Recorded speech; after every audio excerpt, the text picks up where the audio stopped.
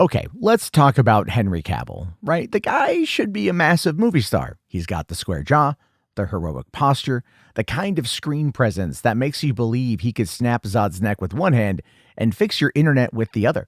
But somehow, despite ticking every box in the Hollywood leading man checklist, Cavill's career has been weird, stalled, full of promise and passion, but never quite delivering the kind of consistent box office numbers that get studios foaming at the mouth. So here's the question. Is Henry Cavill box office poison? And that's not an accusation, so don't burn me at the stake for it. It's a genuine curiosity, because lately some studios seem to think that he is. Lionsgate, for example, just quietly let Chad Stahelski's long-gestating Highlander reboot, the one that Cavill is going to lead, walk right out the door to Amazon MGM. This despite Stahelski's John Wick franchise pulling in over $1 billion for the company. You see, Stahelski here wanted to reinvent Highlander the same way he reinvented Keanu. But the budget crept up towards $180 million. And Lionsgate, they got cold feet. They looked at Cavill's recent numbers and they saw a third strike coming. Well, everything in Hollywood comes down to fear. Everything is cold, hard, spreadsheet-based fear. Cavill's last two big movies didn't just underperform, they kind of belly flopped. You had The Ministry of Ungentlemanly Warfare, a great film, by the way, a Guy Ritchie film with Jerry Bruckheimer producing. It cost $60 million to produce and brought in less than half of that worldwide.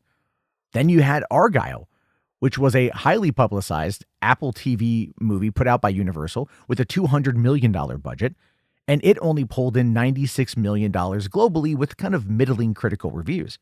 And that's just not disappointing. That's maybe we should not spend another $180 million on a Highlander reboot with this guy territory. And Lionsgate, it's a studio that's already limping through a tough 2025. They literally just could not justify the risk. So they let Amazon MGM take the wheel. But here's the thing. Highlander might not even be Cavill's most important project. Definitely not over at Amazon. That actually belongs to Warhammer 40K. Cavill is all in on Warhammer. This isn't like a paycheck gig or like a vanity project. I mean, it is kind of a vanity project, but it's more.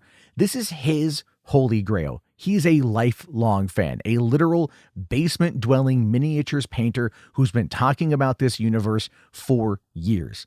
And now, thanks to a deal with Amazon and Games Workshop, never mind, I believe his wife, who's also the VP of the production company that helped broker that deal, he's leading the charge to bring the Warhammer cinematic universe to life.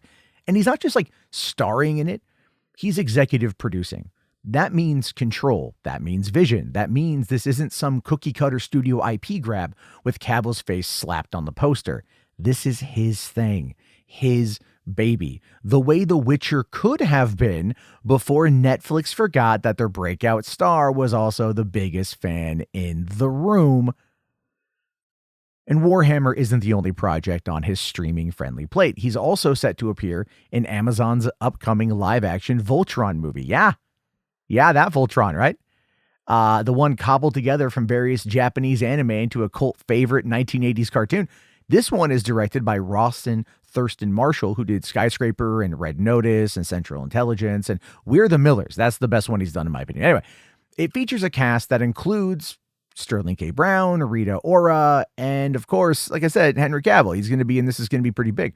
But the thing is that this movie, with its over $100 million budget, is heading straight to Prime Video, not theaters. No box office stress. And that, you know what? That might actually be where Henry Cavill belongs right now. Because if we are being honest, Cavill does pretty good on streaming. Enola Holmes 1 and 2 were hits. The Witcher was a global phenomenon for at least the first 2 seasons. Cavill has consistently found success when he's not shackled to expectations of opening weekend box office numbers and a 4-quadrant appeal. Streaming gives him space, room to breathe, time to build. His characters resonate when viewers can binge, rewatch, and then dive into the lore. And the lore, my friends, is where Cavill thrives. As of now, he's still got Enola Holmes 3 on the way. I think that they're currently filming that. Highlander isn't dead. It's just moved over to Amazon. And guess what, guys? Amazon has got deeper pockets and more tolerance for niche genre swings. But if you're looking at Henry Cavill's career through the lens of what's next, oh, it's definitely Warhammer. It has to be. What makes Warhammer so interesting is that it gives Cavill something he hasn't had since Man of Steel. The chance to actually build something and not just play a role, but really create a world. And that's where Cavill shines. Look, say what you want about Man of Steel or Batman v Superman, and believe me when I say this, the internet, oh, they definitely have.